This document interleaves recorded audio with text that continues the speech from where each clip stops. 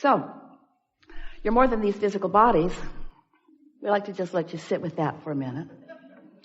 It's logical, isn't it, that you didn't just show up here? When you put your world in context, you have to acknowledge that there's a whole lot more going on than what is being fashioned from the physical human consciousness. So you are an eternal consciousness on a trajectory. And here you are, a part of that trajectory focused into this time-space reality, into this body. But the larger part of the consciousness that is the eternal you remains non-physically focused. Focused upon you, focused with you, right there with you in everything that you are doing. But the non-physical part of you, that eternal part of you, that solid, sure vibration of unconditional love. You got to say from your physical form out, oh, well, yeah, pretty easy to be unconditional when you're not here where the conditions are. Exactly. It is easy for us to remain unconditional when we're not all twirled up in the nitty-gritty of what you're all twirled up in. But that's what makes this the perfect recipe. The source energy part of you remains non-physically focused, aware of you, but solid in the vibration of all that is well. And as you are here in your physical body, exploring the contrast, in your exploration, in your deciphering, in your living and observing of it, you know what you don't want, which causes you to know what you do want. You are giving birth to constant new preferences. It's what the evolution of every species is about. So, as you are giving birth to these new rockets of desire, we call them that because they are vibrational, and from your point of view, you would see them go fast, you would see them exude out from you. Rockets of desire. So life just continues to call you further and further and further along your path. The question is, how sensitive are you to the vibration of that calling? And how really on your path are you? If you are in this moment loving someone, you're on your path. But if you're mad at them, you've stepped off into the weeds for a minute. And we know some of them are annoying. Some things that people do, some things that people think, some things that people think about you, some things that you are focused upon are hard to take. They don't feel good when you focus upon them. But we want you to leave this room fully understanding that the reason that they don't feel good when you focus upon them is because the larger part of you isn't focused upon them. And your attention to them is taking you from your path. Now, when anyone starts talking about a path, it makes you squirm a little bit because it sounds like, oh yeah, so it is all pre-decided for me. Somebody already figured it out and here I am, a puppet on a string, looking for my path. And we say, exactly. No, we don't say that. It's not like that at all. Here you are in your physical body, carving out your path. You're carving out the path. But yes, you had intentions when you came into this physical body that were the path that you were walking along when you made the decision to come here. You knew that you were worthy. And when you get off that path, you feel awful. You knew that you are valuable. And when you get off that path, you feel awful. You knew that this was going to be a wonderful experience. And when you get off that path, you feel awful. You knew that you are the creator of your own experience. And when you get off that path, you feel awful. You had all of these intentions, all of this knowing that you have amassed from life. And the source within you stands in complete knowledge of that path. So here you are in your physical body, making decisions, all kinds of spectacular, detailed decisions. And as you make those decisions in vibrational alignment, in other words, you can be or do or have anything that you want and feel wonderful as long as you're not mad at yourself while you're doing it. That's off your path. You can be or do or have anything, and the source that is within you will support you completely, and you will feel wonderful. Unless you're mad at someone else, unless you're condemning something else, unless you're looking right at what you do not want and making that a lifestyle of vibrational habit. And that's really what we're talking about. We're talking about the vibrational frequencies or the thoughts or the energy. These words are all dovetailing that you are generating. There is a powerful law in this vibrational universe of which we are all a part. We are calling law of attraction. And what that law is, it is the manager of the vibrational frequencies of this universe. It's the manager of the thought vibration. It's really the manager of all vibrations. But in the context of this gathering, when you think a thought, law of attraction responds to the thought that you're thinking and brings you other thoughts that match it, other thoughts of same frequency. So when you focus upon the well-being of something, law of attraction will bring you more thoughts like it. When you focus upon the not well-being of something, law of attraction will bring you other thoughts like it.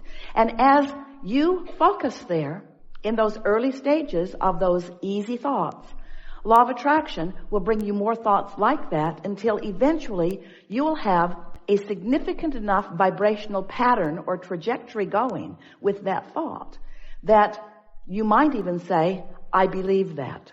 That's all a belief is. A belief is just a thought you keep thinking. That's all it is.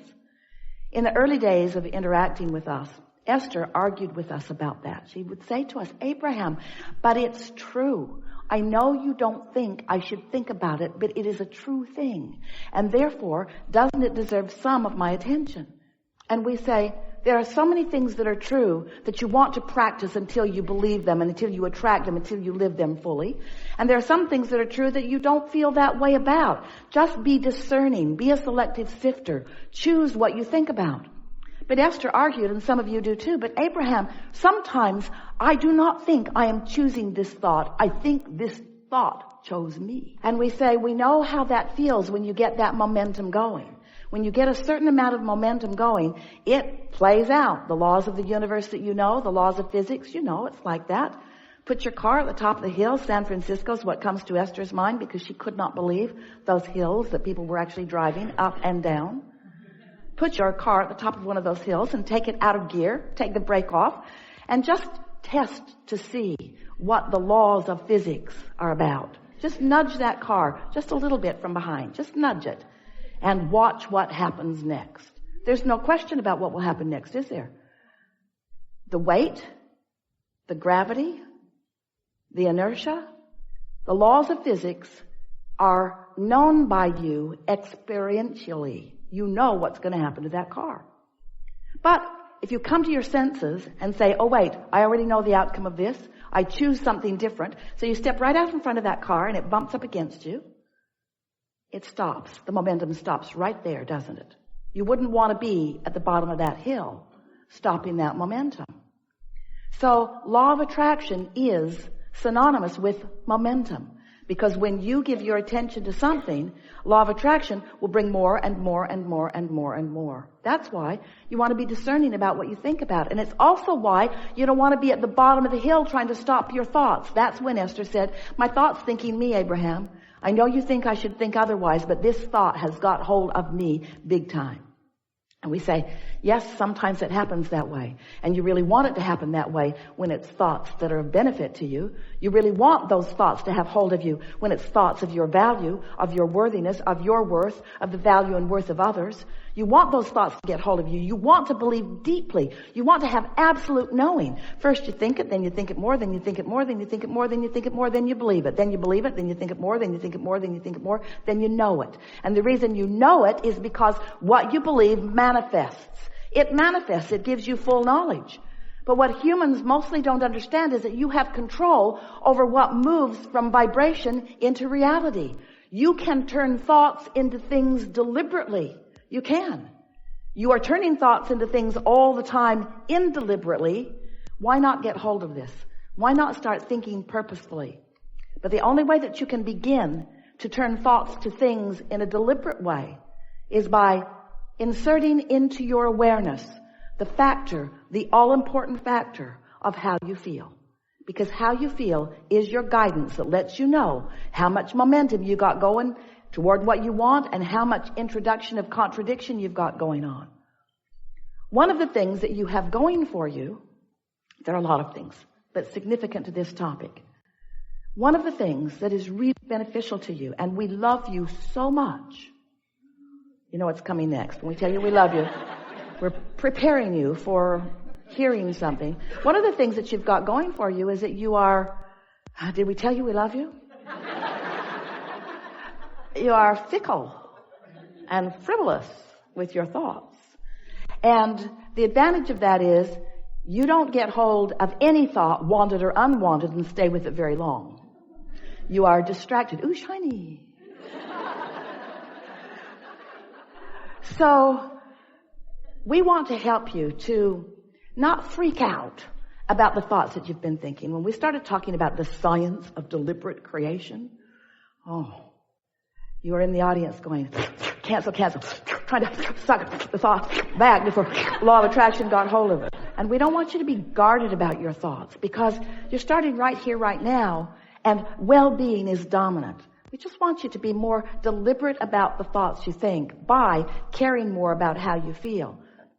And it's helpful to understand how it all fits together, isn't it? So you were source energy and still are, but a large part of you remained in that non-physical place. The largest part of you is still non-physical, while a part of that consciousness is here with you.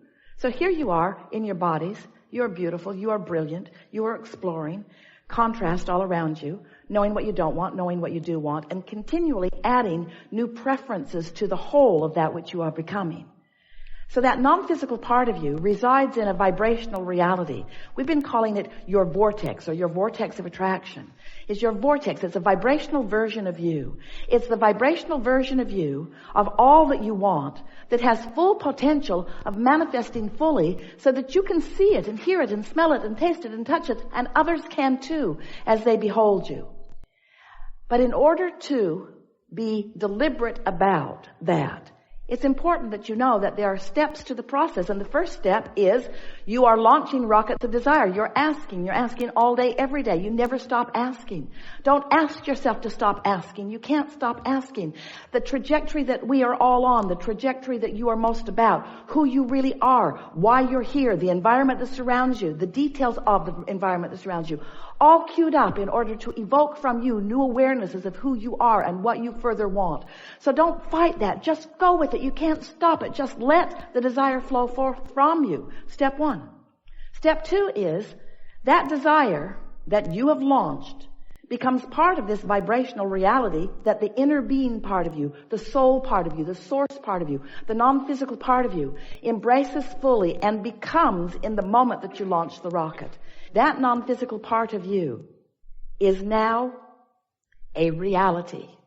And law of attraction is responding to that reality also. So now, there's the you standing in your body thinking what you're thinking about that desire that you launched. And there's the source energy part of you standing in the vortex thinking about that desire that you launched. So there are potentially two different perspectives about that. You getting what we're saying? There's the perspective that knows not only that it's possible, but that it's certain. That's your inner being's perspective. Knowing that the path will unfold, knowing that you will find your way, knowing that it will be really fun going toward it, and knowing that you're going to like it when you get there, but knowing that it's not just getting there that it's all about, it's the journey on the way to it that life is really about. That's what your inner being knows. That's what your inner being knows and bees about the desire that you launch. And here you are in your physical body, maybe not so much knowing so much of that. Because you're usually, if you're like most humans, noticing that what you want has not yet happened. So your awareness is upon where is it? Or how's it going to get here? When's it going to get here? Who's going to bring it? And how's it going to get here? How long is it going to take before it gets here? And why isn't it here yet? And how come that guy's got it and I don't have it yet? And so as you focus in those ways, you feel the uneasiness. You feel the discomfort. And sometimes you even say, I think I felt better before I wanted that thing that I do not have.